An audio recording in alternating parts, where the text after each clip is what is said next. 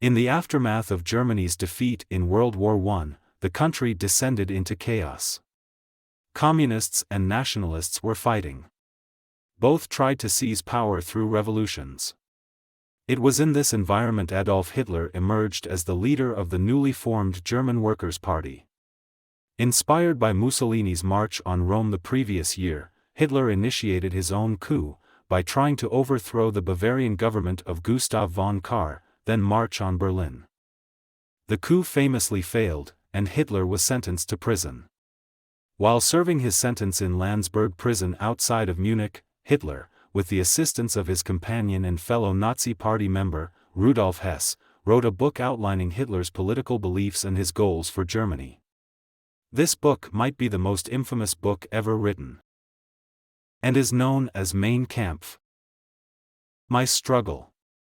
In this documentary we will go through the book chapter by chapter and have a look deep into one of the darkest minds in history. The book came in 2 volumes. The first was something close to an autobiography of Hitler's life, and in the second he outlines his political beliefs and his vision for Germany. We start with the first volume. The chapter, "In the House of My Parents," is the opening chapter of the book, setting the stage for the autobiographical and ideological content that characterizes the rest of the book.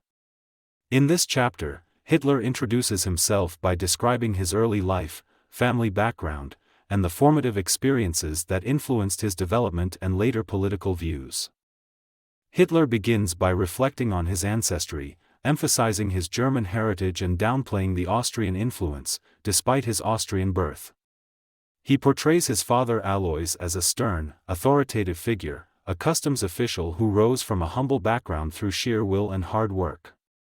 His relationship with his father was complex, marked by obedience but also by a deep-seated rebellion against his father's expectation for him to follow in his footsteps. In contrast, Hitler describes his mother Clara as a kind, caring woman, whose death had a profound impact on him. The narrative quickly moves to Hitler's childhood and adolescence in Linz, Austria. He talks about his early education, noting a keen interest in history and geography, subjects that fueled his imagination and sense of nationalism. However, he expresses disdain for the rote learning and authority structures in school, feeling disconnected from the curriculum and constrained by the educational system. A significant portion of the chapter is devoted to Hitler's early nationalist sentiments and his growing awareness of ethnic and political issues. He recounts experiences that awakened his interest in German nationalism and his disdain for the Austro-Hungarian Empire's multi-ethnic composition, which he saw as a threat to German identity and unity. Hitler's narrative suggests that these early experiences were pivotal in shaping his ethnocentric worldview and his later political ideology. The chapter also touches on Hitler's artistic aspirations, describing his desire to become an artist, a dream that put him at odds with his practical-minded father. This conflict over his career path symbolizes a broader theme of struggle between individual will and societal expectations, a theme that recurs throughout the book.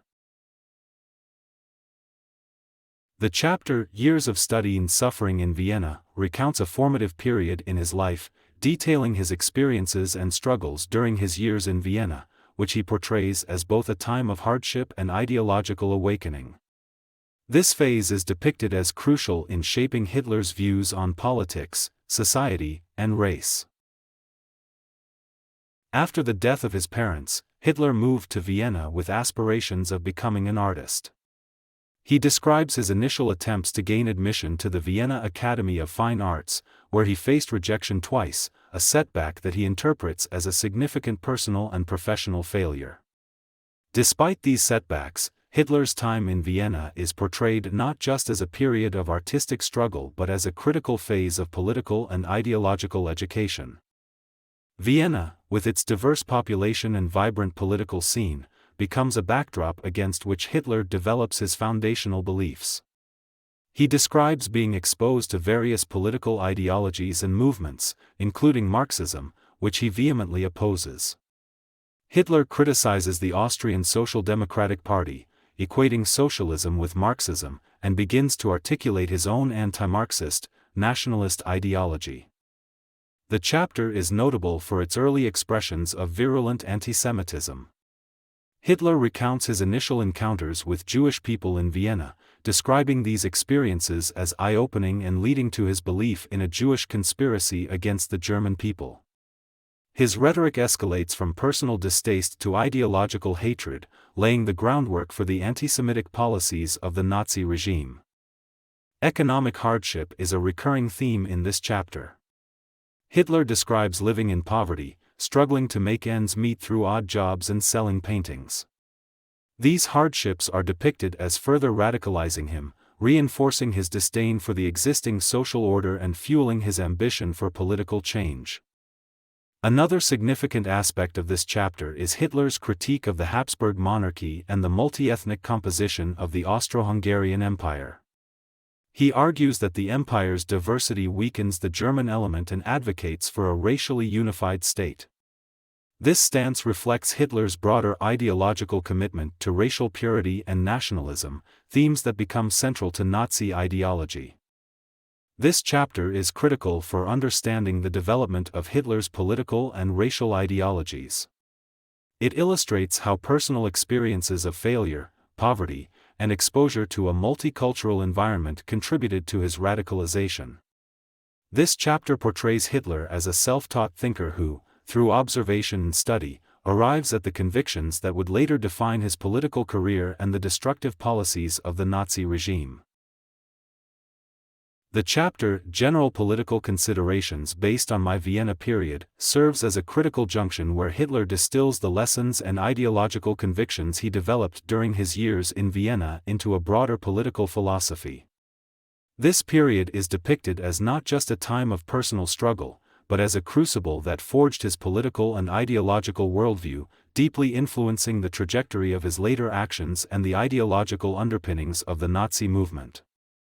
In this chapter, Hitler articulates a range of political ideas that emerged from his observations and experiences in Vienna. He delves into a detailed analysis of the socio-political landscape, criticizing the existing political system and the leadership of the Austro-Hungarian Empire for what he perceives as their ineffectiveness and corruption. He blames these failures on the lack of a cohesive national identity and the divisive impact of the empire's multi-ethnic composition, which he argues diluted the Germanic culture and weakened the state. A significant portion of the chapter is devoted to Hitler's vehement anti-Semitism. He elaborates on his belief that Jews are responsible for many of the societal ills he observed, from economic disparities to cultural degradation. Hitler's rhetoric escalates from personal prejudice to a call for systemic exclusion of Jews from societal and economic life, laying out early ideas that would later manifest in the anti-Semitic policies of the Third Reich. Hitler also criticizes Marxism and socialism, equating them with Jewish influence and viewing them as threats to the national welfare and racial purity of the German people. He argues for a nationalist, racially unified state as the only solution to what he sees as the decline of the German-speaking peoples under the Habsburg monarchy. This chapter showcases Hitler's early grasp of propaganda and mass psychology, emphasizing the importance of these tools in mobilizing public opinion and achieving political objectives. The chapter further explores Hitler's ideas on the role of the state, the importance of leadership, and the concept of Lebensraum, living space, which he believed was necessary for the nation's survival and expansion. These ideas reflect an early formulation of policies that would later drive Nazi expansionism and lead to World War II. This chapter is crucial for understanding how Hitler's personal experiences and observations were translated into a coherent political ideology. It reveals the depth of his nationalist and racial convictions and his contempt for democracy and pluralism. This chapter serves as a bridge between Hitler's early life experiences and the broader political ambitions he would pursue, illustrating the direct line from his formative years in Vienna to the policies he implemented as the leader of the Nazi Party and the dictator of Germany. The chapter titled Munich marks a pivotal shift in the narrative, transitioning from his years of formation and ideological development in Vienna to his life in Munich, which he portrays as a period of political engagement and the beginning of his active involvement in German national politics. This chapter reflects a significant phase in Hitler's life, where personal ambition begins to merge with the broader political landscape of Germany, setting the stage for his rise to power. Upon moving to Munich, Hitler describes feeling a profound sense of belonging, contrasting the city's atmosphere with that of Vienna. Munich is depicted as a center of German art, culture, and, importantly, a hotbed of nationalist sentiment, which resonates deeply with Hitler's own ideological predispositions. The chapter conveys his immediate affinity for the city and its significance as the place where he would eventually enter the political arena. The backdrop to Hitler's arrival in Munich is the turbulent post-World War I environment, marked by political instability, economic hardship, and widespread societal unrest in Germany. The defeat in World War I and the subsequent Treaty of Versailles had left the nation humiliated and fragmented, conditions that Hitler sees as both a crisis and an opportunity for radical political change. In Munich, Hitler details his initial contact with the German Workers' Party, which would later be rebranded as the National Socialist German Workers' Party. He describes attending his first party meeting somewhat by chance and quickly becoming involved due to his oratorical skills and his ability to articulate the anger and disillusionment felt by many Germans. His description of these early days in the party highlights his emerging role as a charismatic leader capable of mobilizing mass support. The chapter also delves into Hitler's analysis of the political landscape in Munich and broader Bavaria, critiquing the ineffectiveness of the existing conservative and nationalist movements. He positions himself and the Nazi Party as the only force capable of uniting the German people and restoring the nation's pride and power.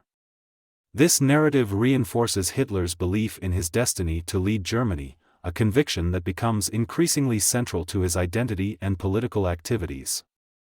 Munich is critical for understanding the transition from Hitler's ideological formation to active political participation. It showcases the early stages of his political career, highlighting his skill in leveraging the socio-political climate of post-war Germany to gain influence and followers. The chapter sets the foundation for the future development of the Nazi Party and Hitler's eventual ascendancy to power, emphasizing the role of personal charisma, political opportunism, and the exploitation of national grievances in his rise.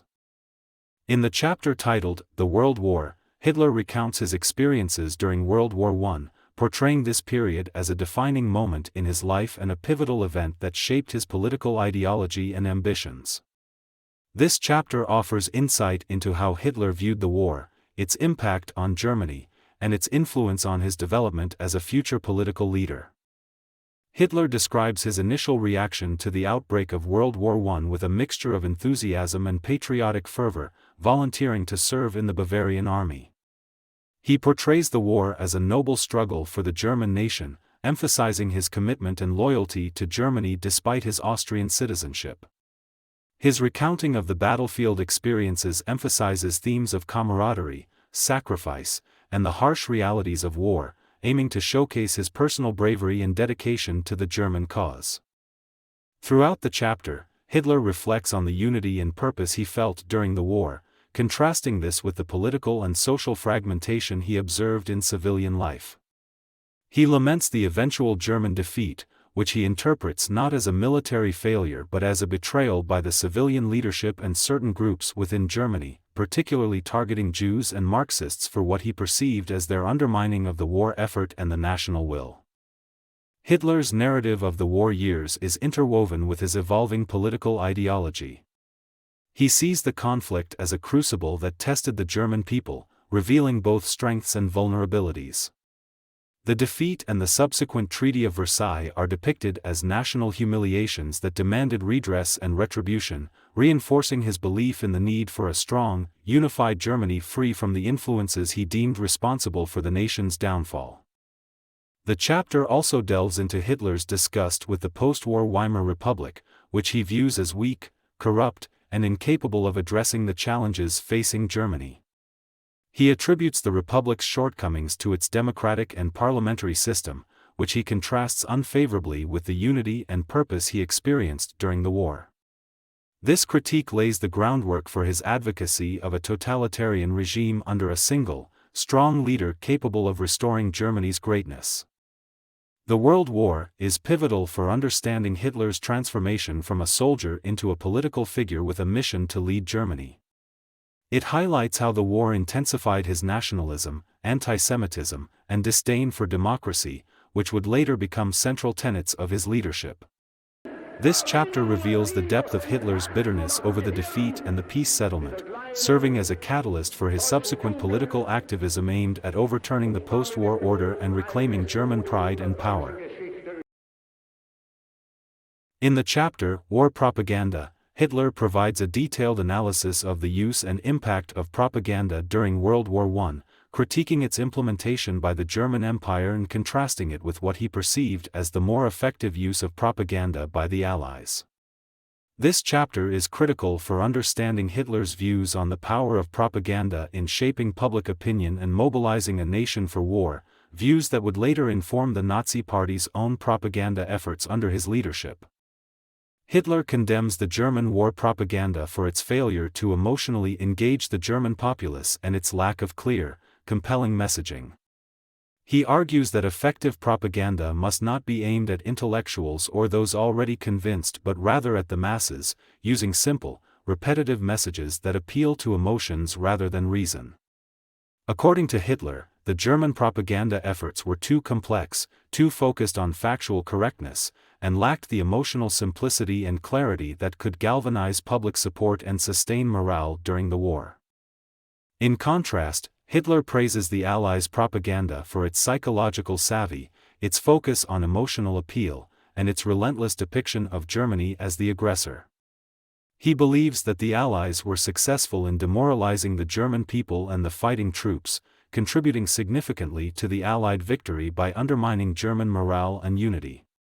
Hitler asserts that the Allies' propaganda effectively utilized themes of freedom and justice, despite what he views as the hypocrisy of their claims, to maintain high morale and justify their war efforts.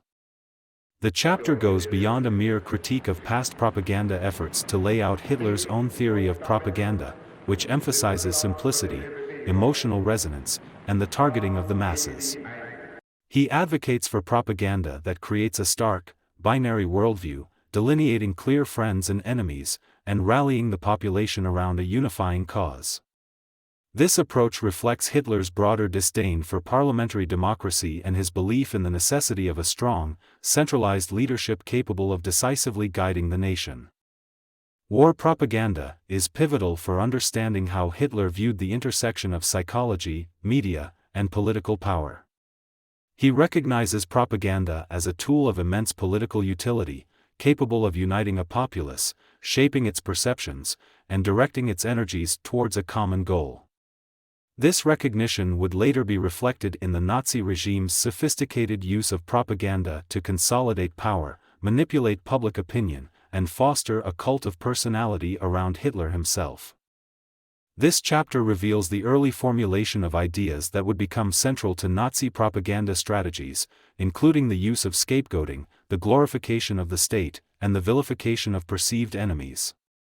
It underscores Hitler's belief in the necessity of controlling the narrative and the public discourse to achieve political ends, laying the groundwork for the totalitarian control of media and information by the Nazi regime. In the chapter titled The Revolution, Hitler delves into the tumultuous period of the German Revolution of 1918 to 1919, which led to the fall of the German Empire and the establishment of the Weimar Republic. This period is presented through Hitler's perspective as a time of national betrayal, chaos, and the culmination of the internal weaknesses that he believed had plagued Germany long before its military defeat in World War I.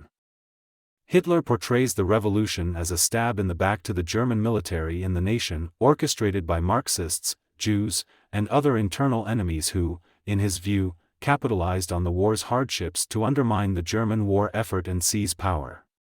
He expresses disdain for the November criminals, a term used derogatorily to refer to the German politicians who signed the Armistice of November 11, 1918, and later the Treaty of Versailles.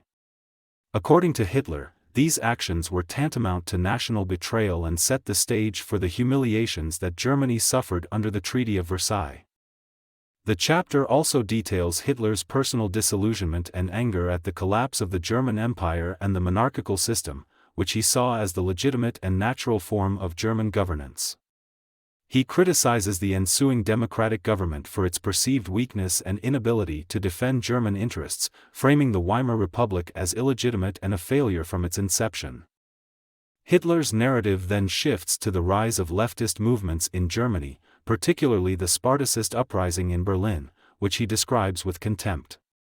He portrays these movements as chaotic, destructive, and unpatriotic, further evidence of the corrosive impact of Marxism and Bolshevism on the German nation.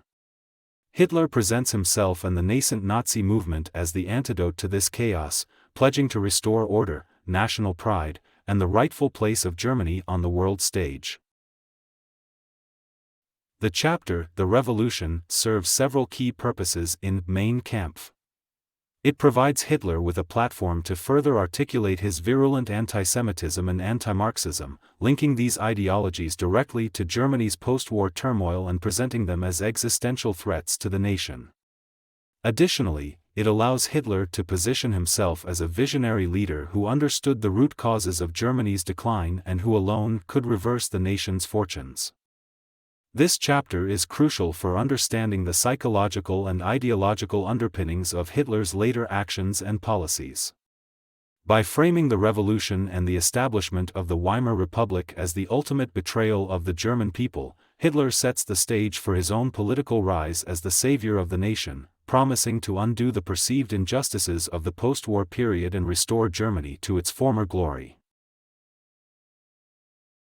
In the chapter titled The Beginning of My Political Activity, Hitler chronicles the early stages of his entry into politics, marking a transition from his observations and critiques of German society to active involvement in reshaping it.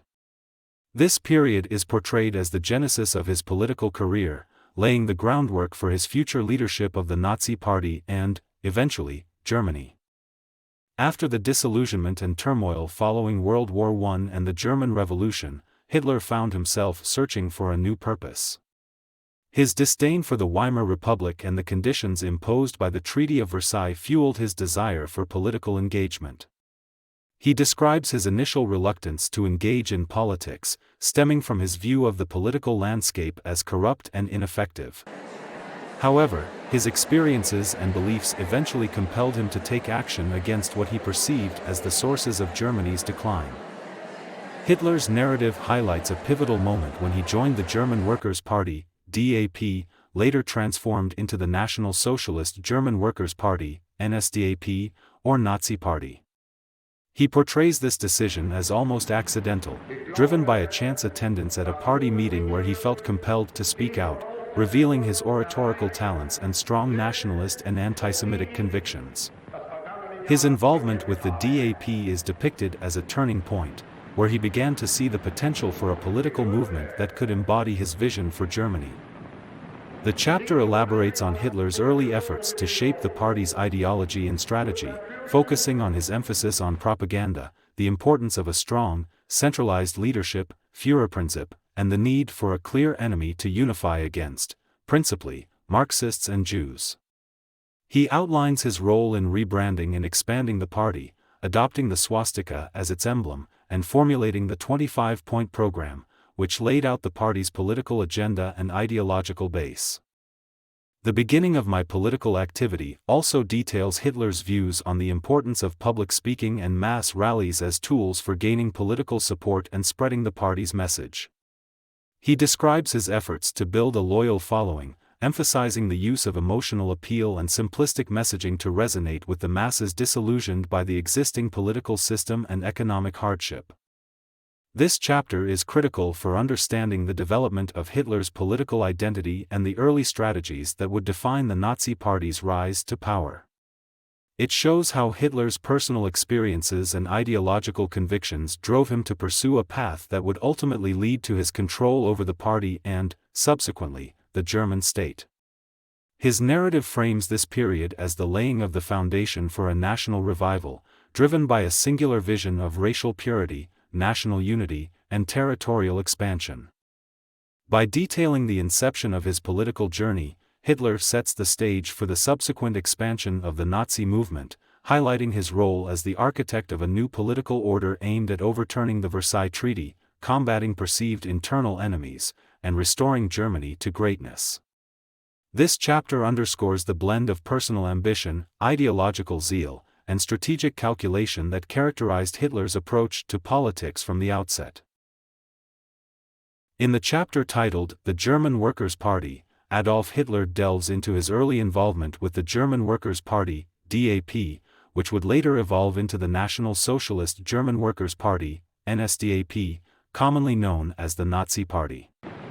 This segment of the book is crucial for understanding how Hitler's entry into this small, initially obscure political group marked the beginning of his ascent to power, reflecting both his ideological development and his growing influence within the German political landscape. Hitler recounts his first encounter with the DAP, describing it as a stroke of fate that would guide him towards his political destiny. His narrative captures a sense of immediacy and opportunity, as he perceived the party's potential to serve as a vessel for his ideas and ambitions. Despite its small size and limited influence at the time, Hitler saw in the DAP a platform through which he could articulate his nationalist and anti-Semitic views, and more importantly, a means to directly engage with the post-war discontent prevalent among the German populace. The chapter details Hitler's initial skepticism of the party's impact and organization, noting its lack of clear direction and ineffective leadership. However, rather than deter him, these shortcomings motivated Hitler to take a more active role in shaping the party's future. He describes his efforts to reorganize the party, focusing on creating a more disciplined and effective political force capable of expanding its reach and influence. This involved not only refining its ideological stance but also adopting new methods of propaganda and public engagement, including the use of mass meetings and emotive rhetoric to attract followers. Hitler emphasizes the strategic decisions made during this period, including the adoption of the swastika as the party emblem and the formulation of the 25-point program, which outlined the party's ideological foundation and political objectives. These actions were aimed at distinguishing the DAP from other nationalist and right-wing groups, carving out a unique identity that would resonate with a broad segment of the German public. The chapter also reflects on the challenges and resistance Hitler faced, both from within the party and from external critics and rivals. Despite these obstacles, Hitler portrays his leadership and vision as pivotal to the party's rapid growth and success. He highlights his own role as a dynamic and persuasive leader, capable of galvanizing support and steering the party towards a nationalistic and anti-Semitic agenda that would eventually define its identity. The German Workers' Party is a key chapter in Mein Kampf, as it encapsulates the moment when Hitler began to transition from a disillusioned veteran and political aspirant to a prominent political leader.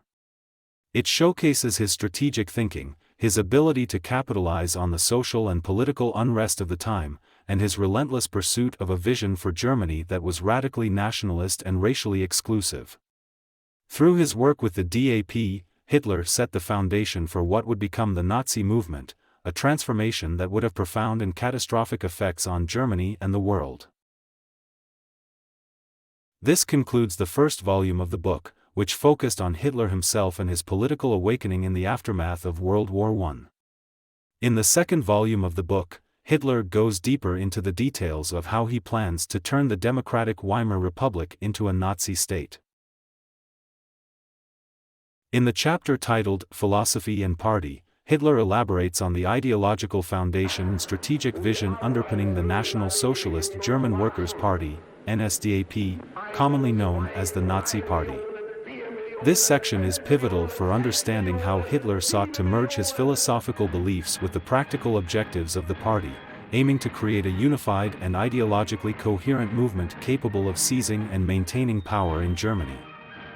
Hitler positions the NSDAP not merely as a political party among many but as the embodiment of a revolutionary ideology, destined to overhaul the German state and society. He asserts that the party's philosophy transcends conventional political disputes, focusing instead on the fundamental reordering of German values and priorities in line with National Socialist principles. Central to this philosophy is the belief in racial purity, the Führer principle, and the need for living space to ensure the prosperity and expansion of the German people. The chapter discusses the importance of ideological purity and discipline within the party, arguing that only a party that is rigorously aligned in its beliefs and goals can achieve and sustain power. Hitler criticizes other political movements for their focus on immediate, pragmatic concerns rather than overarching ideological vision, portraying them as inherently weak and short-sighted. In contrast, the NSDAP is presented as a monolithic entity, united by a shared worldview and unyielding in its pursuit of its objectives. Hitler also addresses the relationship between the party's philosophy and its appeal to the German populace. He emphasizes the importance of propaganda and mass mobilization in spreading the party's message, crafting an image of the NSDAP as the true representative of the German people. Through strategic communication and public engagement, the party aims to awaken a sense of national and racial identity among Germans, rallying them around the National Socialist cause. Philosophy and Party outlines the strategic use of symbols, rituals, and rhetoric to foster a sense of unity and purpose within the party and among its supporters. Hitler discusses the role of the swastika flag, party uniforms, and organized rallies in creating a visible and emotional bond between the party and the German people, reinforcing the collective identity and commitment to the National Socialist movement. This chapter is crucial for understanding how Hitler envisioned the Nazi Party as a transformative force in German politics and society. It highlights his belief in the inseparability of ideology and action, arguing that the party's success depends on its adherence to its foundational principles and its ability to inspire and mobilize the masses. Through Philosophy and Party, Hitler articulates a vision of the NSDAP as not just a political entity but as the vanguard of a new era in German history, tasked with leading the nation towards racial purity, national unity, and territorial expansion. In the chapter titled The State, Hitler outlines his conception of the state's role and purpose, which significantly diverges from democratic and liberal principles. This chapter is essential for understanding the totalitarian framework upon which the Nazi regime would later be built, emphasizing the state as a tool for achieving the racial and ideological goals of National Socialism. Hitler rejects the idea of the state as an end in itself, which he associates with democratic and parliamentary systems. Instead, he posits that the state's primary function is to preserve and promote the purity of the German race, which he considers the supreme goal.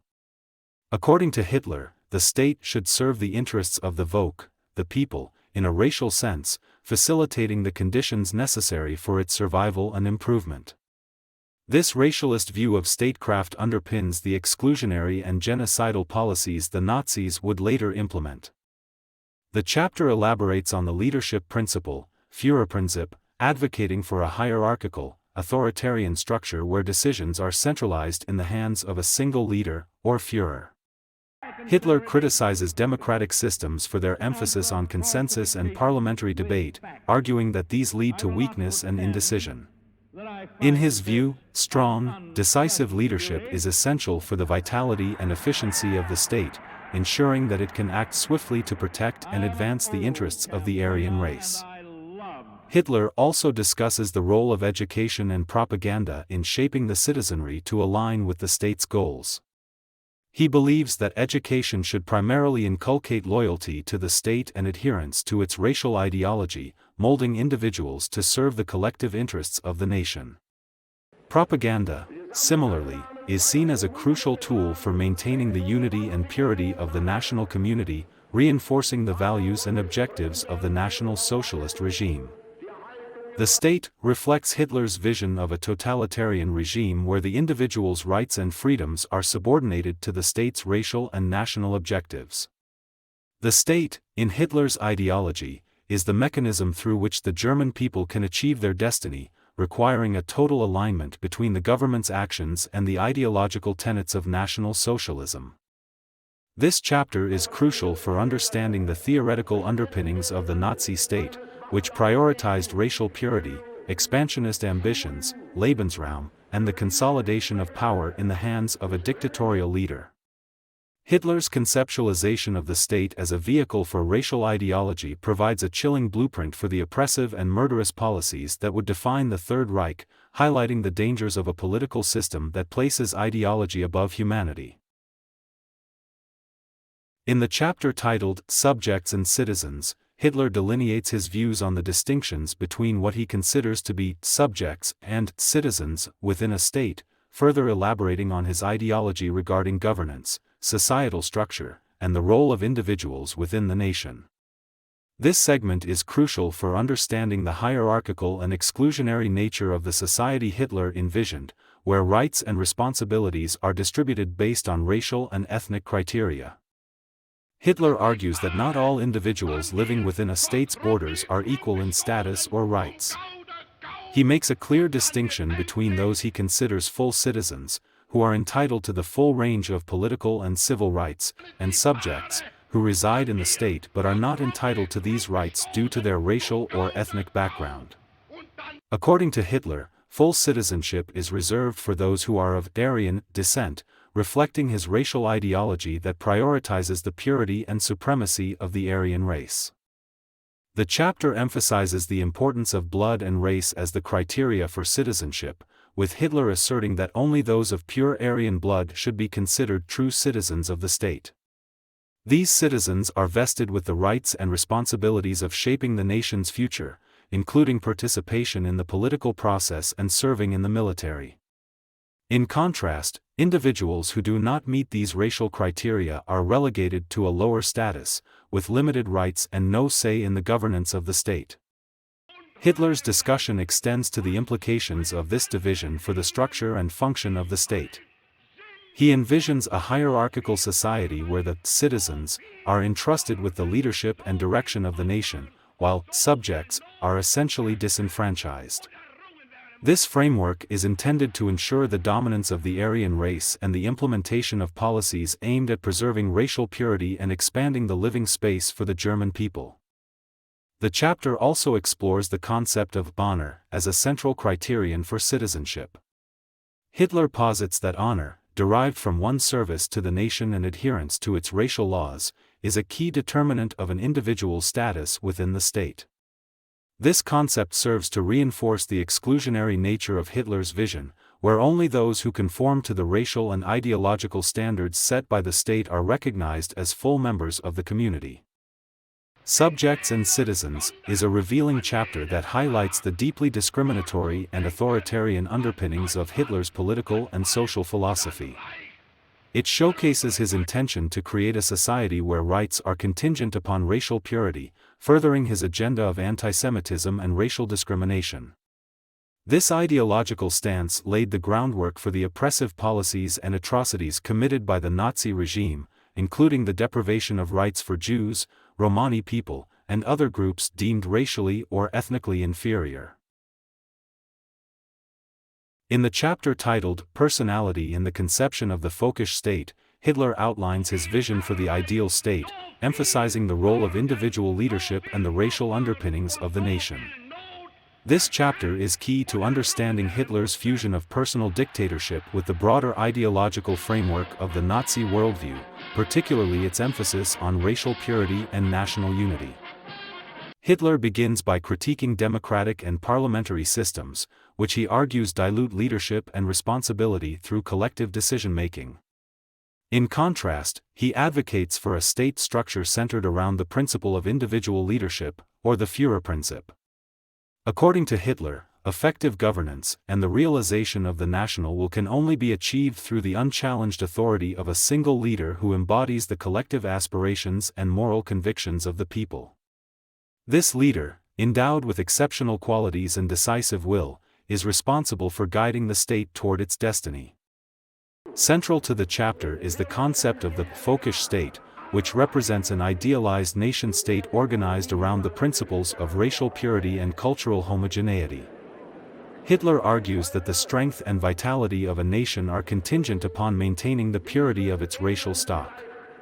Thus, the state's primary objective is to cultivate and preserve the Aryan race, which he asserts is the source of all cultural and civilizational achievements.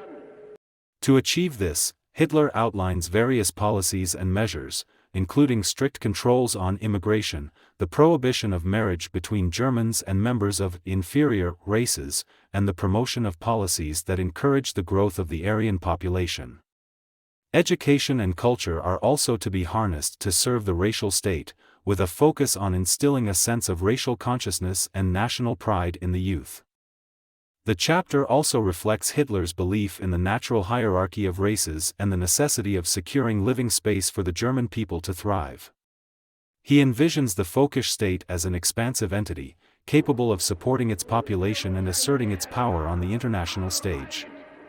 This expansionist policy is justified through the assertion of racial superiority and the need to provide for the Aryan race's future. Personality and the conception of the Folkish state is a clear articulation of Hitler's totalitarian and racist ideology, illustrating his disdain for democratic principles and his belief in the supremacy of a leader who can marshal the collective will of a racially pure nation. This chapter lays the ideological groundwork for the totalitarian regime Hitler would later establish, emphasizing a government that is both centralized in its authority and exclusive in its conception of citizenship and rights. It underscores the dangerous intersection of personal dictatorship with extreme nationalist and racist ideology, which would lead to catastrophic consequences for Germany and the world. In the chapter, Philosophy and Organization, Hitler delves into the intricate relationship between the ideological underpinnings of the Nazi movement and the structural organization necessary to realize its objectives.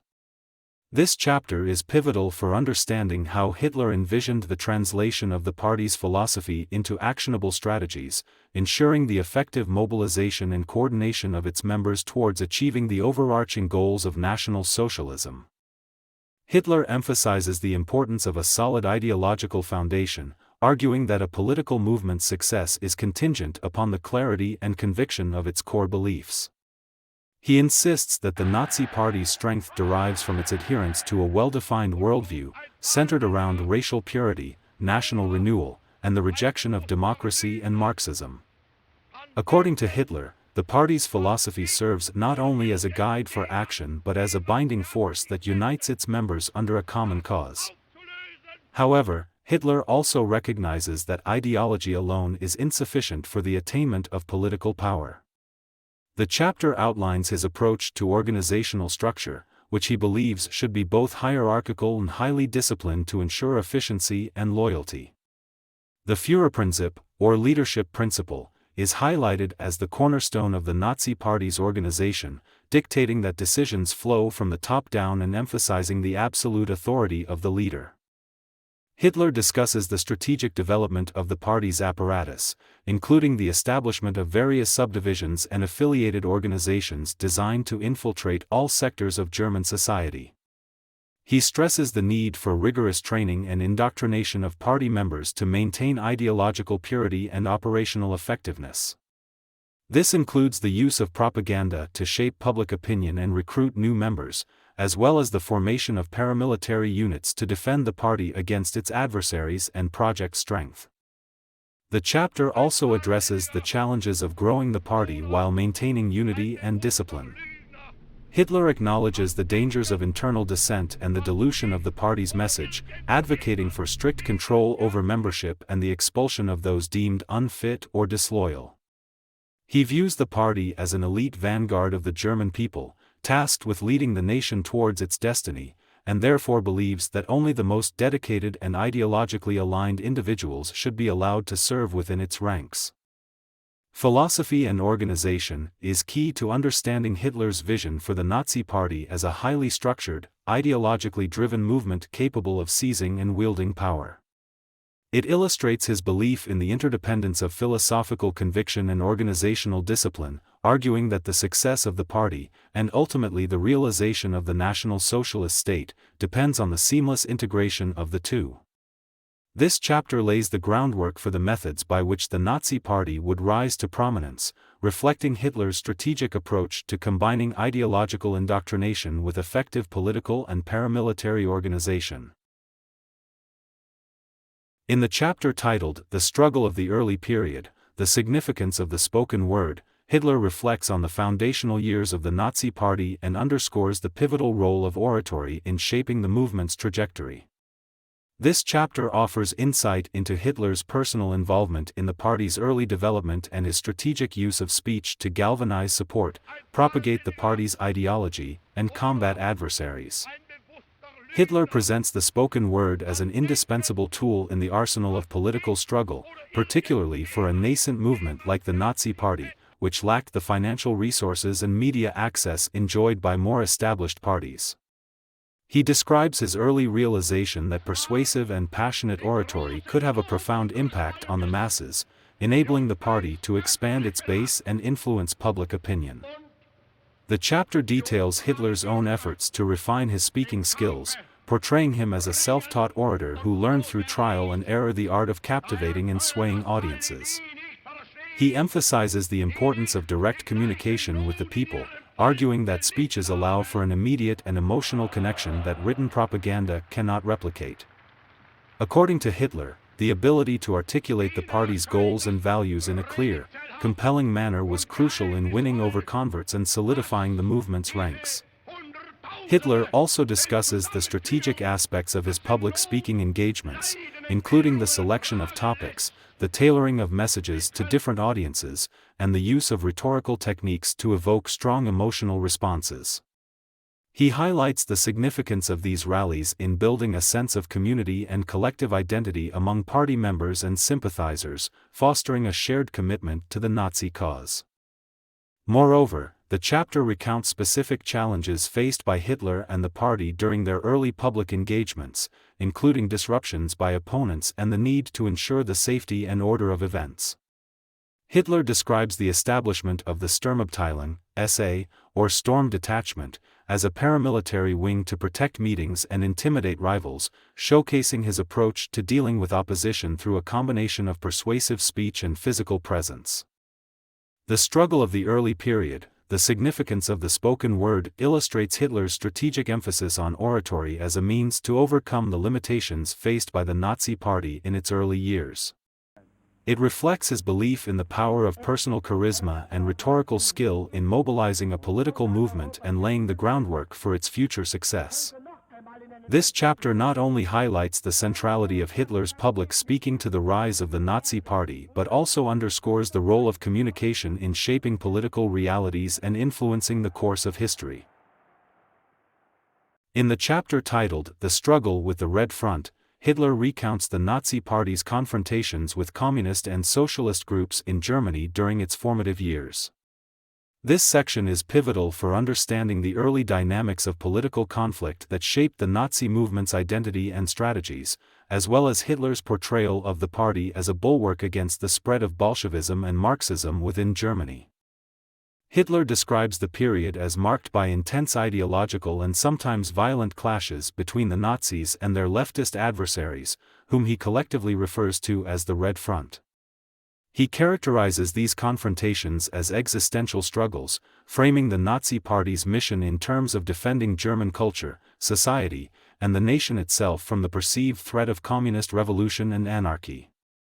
The narrative emphasizes the aggressive tactics employed by both sides, with street battles, public disturbances, and propaganda campaigns depicted as common occurrences.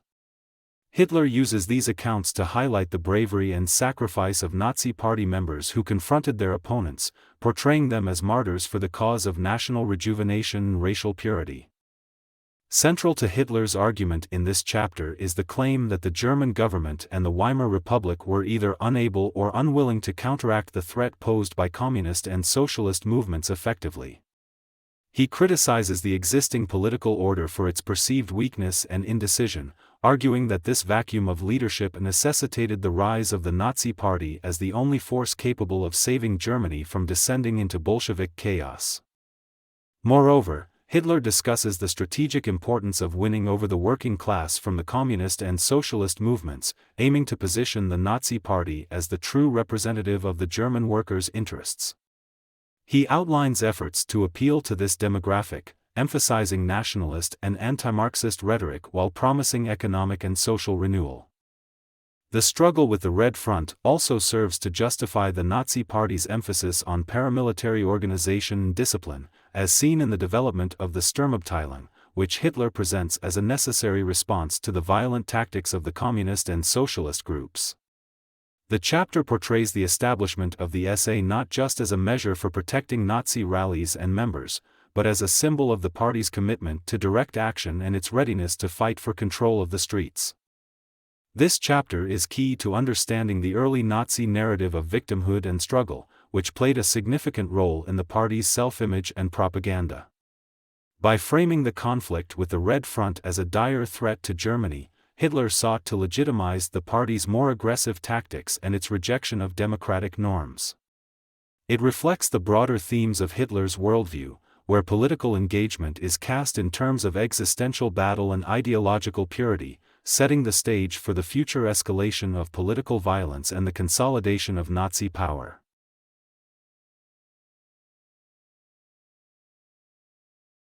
In the chapter titled "The Strong Man is Mightiest Alone," Hitler articulates his belief in the paramount importance of individual leadership over collective decision-making in the political arena.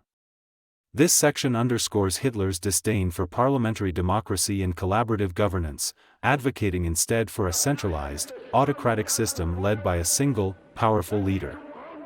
This concept is central to understanding the ideological underpinnings of the Führerprinzip, or leadership principle, that became a hallmark of Nazi governance. Hitler criticizes the democratic system for what he perceives as its inherent weaknesses: indecisiveness, susceptibility to corruption, and the dilution of responsibility. He argues that such systems fail to harness the decisive action and unified direction that are necessary for a nation's strength and survival. According to Hitler, the complexities and challenges of governance are best navigated by the unimpeded will of a strong leader who possesses the vision, determination, and authority to act in the nation's best interest. The chapter elaborates on the idea that true leadership is a rare quality, found only in individuals who are capable of rising above the average concerns and perspectives of the masses. Hitler posits that the masses are inherently conservative and lack the visionary insight necessary for transformative change. Therefore, the leader must not only guide the people but also be willing to stand against popular opinion when it conflicts with what he deems to be the correct course of action. Hitler's emphasis on individual leadership extends to his critique of political parties and organizations that operate on the basis of majority rule or collective leadership. He views such structures as fundamentally flawed, arguing that they lead to compromise and mediocrity rather than clear, strong direction. For Hitler, the success of a movement or a nation depends on its ability to rally behind a single leader who embodies its ideals and aspirations. "The strong man is mightiest alone" reflects Hitler's broader philosophical and political convictions, which valorized the role of the individual, specifically, the authoritarian leader, over the collective.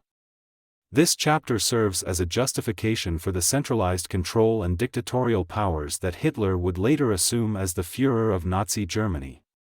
It lays the ideological groundwork for the rejection of democratic institutions and processes in favor of a system that concentrates power in the hands of one individual, whom Hitler believed was best suited to navigate the challenges and opportunities facing the nation. This chapter is key to understanding the appeal of Nazi ideology to a post-World War I German society disillusioned with traditional politics and seeking strong, decisive leadership. By advocating for the supremacy of the individual leader, Hitler tapped into broader currents of discontent and desire for radical change, positioning himself as the embodiment of the leadership ideal he described. In the chapter titled "Basic Ideas Regarding the Meaning and Organization of the Sturmabteilung," Hitler outlines the foundational principles, purposes, and structural organization of the SA, commonly known as the Storm Troopers. This paramilitary wing of the Nazi Party played a crucial role in the early consolidation of Nazi power, serving both as a tool for intimidating political opponents and as a symbol of the party's commitment to direct action. Through this chapter, Hitler provides insight into his strategic vision for the SA and its integral role in the Nazi movement.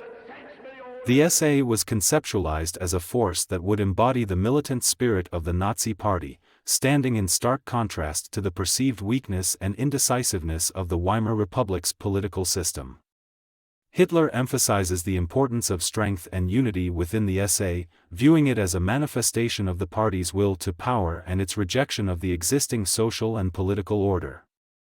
The SA's primary functions, as outlined by Hitler, include the protection of Nazi rallies and meetings from disruption by political adversaries, the dissemination of Nazi ideology through visible public actions, and the intimidation of rival political groups, particularly communists and social democrats. Hitler discusses the organization of the SA, stressing the need for strict discipline, hierarchical structure, and unwavering loyalty to the Nazi cause. He envisions the SA as a tightly knit community of fighters committed to the party's goals, with a clear chain of command and a strong sense of camaraderie among its members. The emphasis on discipline and hierarchy within the SA reflects Hitler's broader beliefs in the Führerprinzip, or leadership principle, which posits that all organizational and political power should be concentrated in the hands of a single, authoritative leader. The chapter also highlights the ideological training of SA members, aiming to instill a fervent belief in Nazi values and an unshakable commitment to the party's mission. Hitler sees the SA as more than just a paramilitary force. It is a school of political soldiers who are not only physically formidable but also ideologically steadfast. This dual focus on physical readiness and ideological purity is intended to ensure that the SA remains a loyal and effective instrument of Nazi policy. Furthermore, Hitler addresses the role of the SA in the broader strategy of the Nazi Party, particularly its utility in projecting power and instilling fear among the party's enemies. The SA's aggressive tactics and martial appearance are meant to symbolize the Nazi commitment to overturning the status quo and establishing a new order based on National Socialist principles. The chapter, Basic Ideas Regarding the Meaning and Organization of the Sturmabteilung, is key to understanding the strategic and ideological importance of the SA in the early Nazi Party. It reveals Hitler's approach to building a movement that combined political propaganda with direct action, and it illustrates the role of the SA in the Nazis' rise to power. By emphasizing discipline, loyalty, and ideological purity, Hitler sought to create a formidable force that would advance the Nazi agenda and help secure the party's dominance in German politics. In the chapter titled Federalism as a Mask, Hitler presents his critique of federalism within the context of the Weimar Republic, arguing that the federal structure of Germany served as an impediment to the creation of a strong, unified national state. This section elucidates Hitler's disdain for decentralized governance and his preference for a centralized state authority, which he believed was essential for achieving the goals of the Nazi movement and ensuring Germany's prominence on the world stage. Hitler criticizes federalism as a political system that, in his view, weakens the nation by dividing it into smaller, semi-autonomous units with their own interests and agendas. He contends that this division hampers effective governance and dilutes national unity, making it difficult to mobilize the country's resources and willpower towards a single, cohesive national objective. According to Hitler, the federal structure of the Weimar Republic was exploited by various political and ethnic groups to advance their own interests at the expense of the greater German national interest. The chapter portrays federalism as a mask or a facade that conceals the true motives of those who support it, suggesting that proponents of federalism are more interested in maintaining their own power bases than in the welfare of the nation as a whole.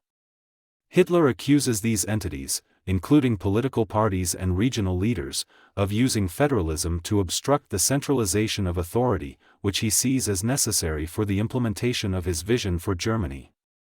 Furthermore, Hitler argues that federalism complicates the establishment of a uniform national identity and impedes the enforcement of laws and policies designed to further the Nazi agenda, including racial purification and economic revitalization. He advocates for the abolition of federal structures in favor of a unitary state, where all power is concentrated in the national government, led by a strong, decisive leader who has the authority to make and enforce decisions unilaterally. Federalism as a mask reflects Hitler's broader ideological opposition to any form of governance that limits the power of the central state or dilutes national unity. He views the centralization of power as a prerequisite for the effective leadership and direction of the state, necessary for overcoming the challenges faced by Germany and for realizing the ambitions of the Nazi Party.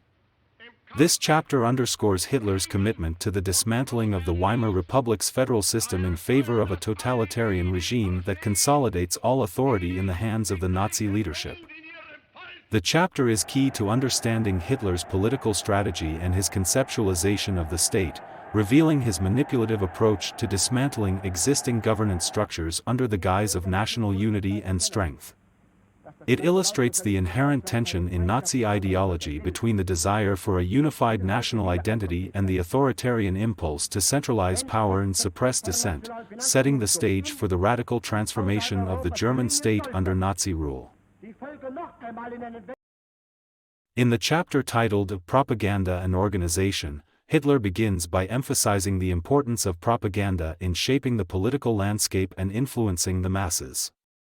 He distinguishes between propaganda aimed at the general population and that targeted at specific groups, arguing that messaging must be tailored to the audience's predispositions and intellectual levels. According to Hitler, effective propaganda simplifies complex issues into stark binaries and repetitive slogans that resonate emotionally with the public, fostering a sense of unity and purpose among the party's followers. The chapter further details the methods and mediums of Nazi propaganda, including speeches, rallies, printed materials, and the early use of technology such as radio and film. Hitler underscores the need for propaganda to be consistent and relentless, hammering home the party's core messages and creating an omnipresent narrative that frames the Nazis as the only solution to Germany's problems.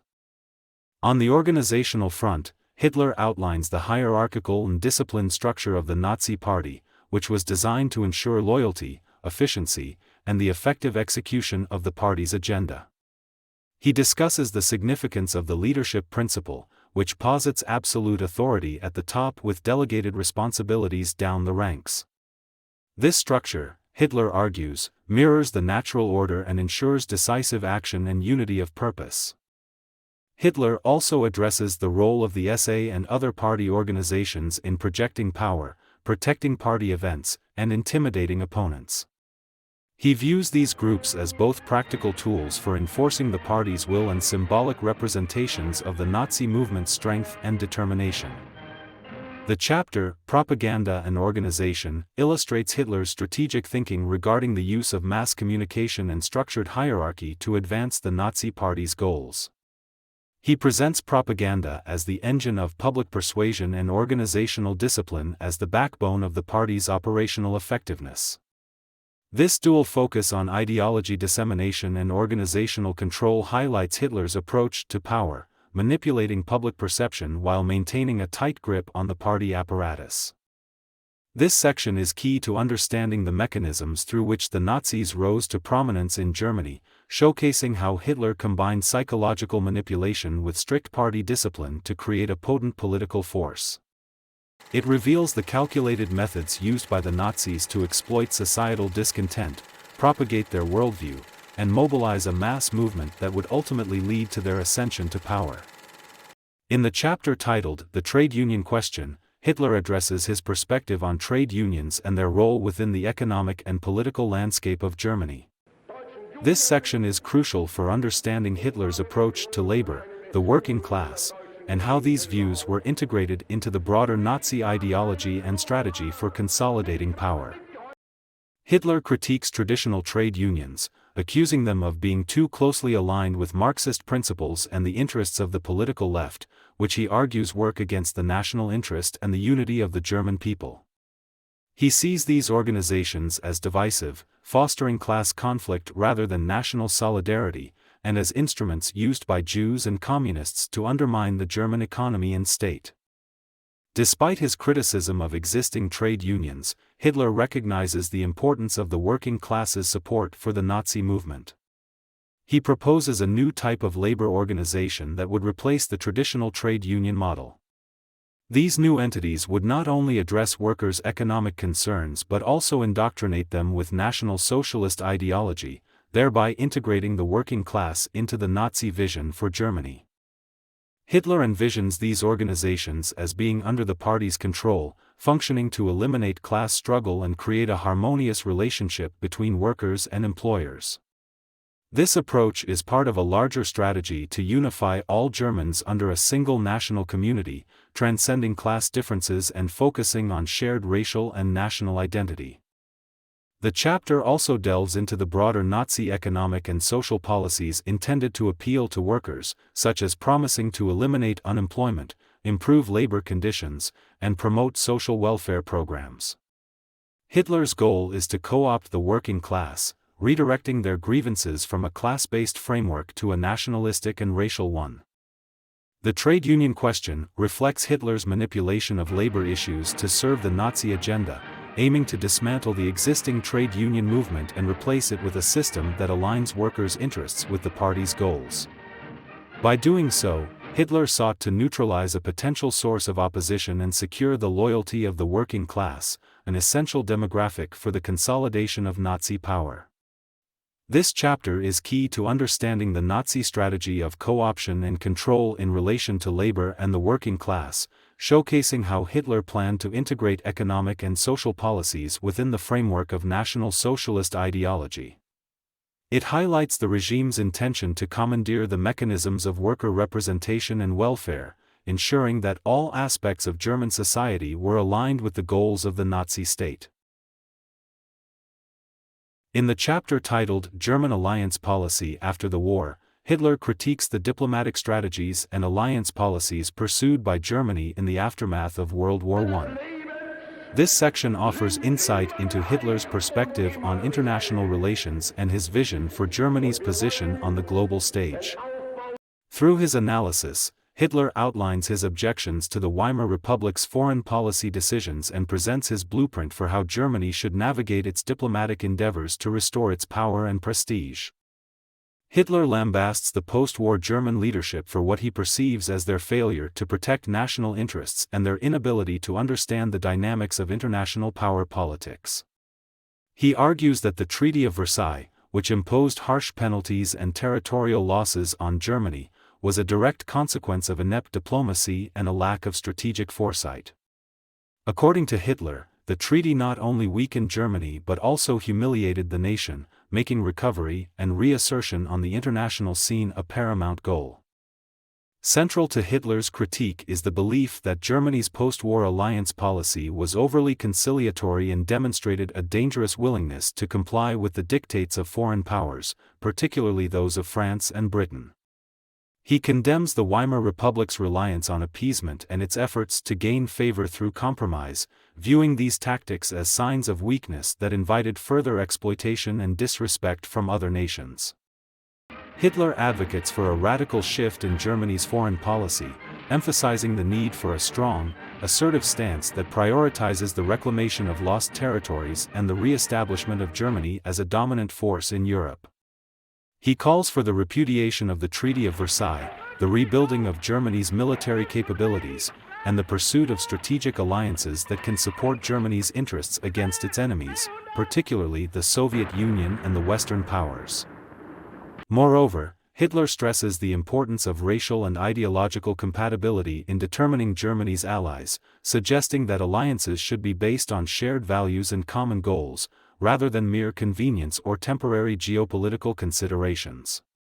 This perspective reflects Hitler's broader worldview, which places race and ideology at the center of national and international politics. German alliance policy after the war is key to understanding Hitler's foreign policy objectives and his criticisms of the Weimar Republic's diplomatic approach. This chapter illustrates Hitler's ambition to overturn the post-war international order and outlines his vision for a more aggressive and self-assured German foreign policy. It underscores Hitler's belief in the necessity of strategic alliances and military strength to secure Germany's place in the world, laying the groundwork for the aggressive expansionist policies that the Nazi regime would later pursue. In the chapter titled Eastern Orientation or Eastern Policy, Hitler outlines his strategic vision for Germany's expansion and foreign policy direction, focusing on the eastward expansion into Eastern Europe and Russia. This section is crucial for understanding the geopolitical ambitions that underpin Nazi ideology, particularly the concept of Lebensraum, which Hitler deemed essential for the survival and growth of the German people. Hitler criticizes previous German foreign policy for its failure to recognize the importance of the East as the natural area for German expansion. He argues that the pursuit of colonies overseas and diplomatic entanglements in Western Europe were misdirected efforts that ignored the vast potential for German settlement and agricultural development in the territories to the east. According to Hitler, the eastern lands, particularly Russia and the Slavic countries, were inhabited by peoples he deemed racially inferior and thus ripe for German domination and colonization. The chapter emphasizes the need for a strong, racially unified Germany to assert itself against the perceived threat of Bolshevism, which Hitler associates with Jewish influence. He views the conquest of Eastern Europe not only as a means of securing the necessary Lebensraum for the German population but also as a crusade against communism, aiming to destroy what he sees as a Jewish plot to control Europe.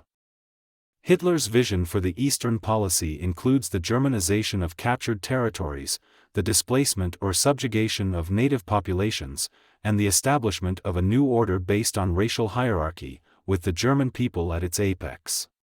He believes that the success of this policy requires a militaristic and autocratic approach, dismissing any form of democratic governance or international diplomacy that could hinder the execution of his plans. Furthermore, Hitler discusses the strategic importance of alliances with other countries that share Germany's anti-Bolshevik sentiment, albeit cautioning against any permanent commitments that could limit Germany's freedom of action.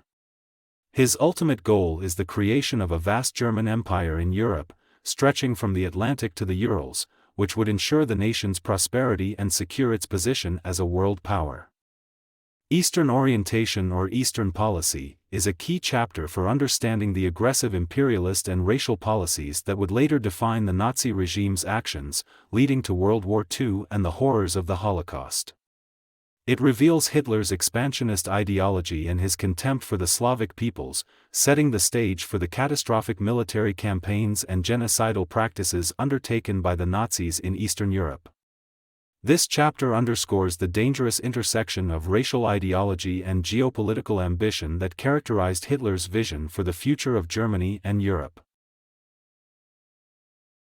In the chapter titled "The Right of Emergency Defense," Hitler articulates a justification for aggressive, preemptive actions against what he perceives as existential threats to Germany. This section is crucial for understanding how Hitler rationalized the expansionist and militaristic policies that the Nazi regime would later pursue, framing them within a narrative of self-defense and survival. Hitler posits that nations, like individuals, have a natural right to defend themselves against imminent dangers.